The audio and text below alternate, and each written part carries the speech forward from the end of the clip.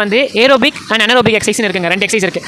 ஏரோபிக்ன்றதுன்னு பார்த்தா cycling, jogging, walking, swimming, running, இது எல்லாமே ஏரோபிக் எக்ஸசைஸ். நம்ம வெளிப்புறத்தில் அட்மாஸ்பியரில் வெளியே வந்து நம்ம எக்ஸசைஸ் பண்ணுறது எல்லாமே ஏரோபிக் எக்ஸசைஸ்.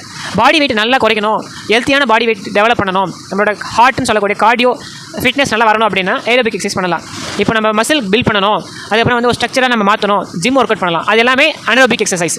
ஸோ இந்த மாதிரி 2 வகையான எக்ஸசைஸ் இருக்குது. இது மூலிமா நம்ம வந்து பாடி வெயிட் குறைச்சி சார் கேட்ட மாதிரி ஃபேட்டி லிவரும் கம்மி பண்ணலாம்.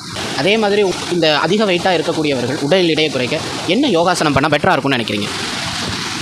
யோகாசனம் பொறுத்த வரைக்கும் என்ன பெனிஃபிட் அப்படின்னு பார்த்தா, நம்மளுடைய மைண்ட், பாடி, வெல்னஸ் இது எல்லாமே சேர்ந்தது தான் யோகாசனம். ஓகேங்களா? நம்ம வந்து யோகாசனம்ன்றது நம்ம மசில் ஸ்ட்ரெச் பண்ணுறதுக்கும், நம்மளுடைய ஜாயிண்ட் ஃப்ளெக்சிபிள் ஆகிறதுக்காகவும், நம்மளுடைய டோட்டல் பாடியில் இருக்க டைட்னஸ் அண்ட் ஸ்டிஃப்னஸ் கம்மி பண்ணுறதுக்கும் யோகா வந்து மிகப்பெரிய ஒரு மெத்தடாக உதவியாக இருக்கும். யோகாசனம் பண்ணுறது மூலயமா நம்மளுடைய கான்சன்ட்ரேஷன், நம்மளுடைய involvement to perform any particular activity நல்லா இம்ப்ரூவ்மெண்ட் ஆகும்.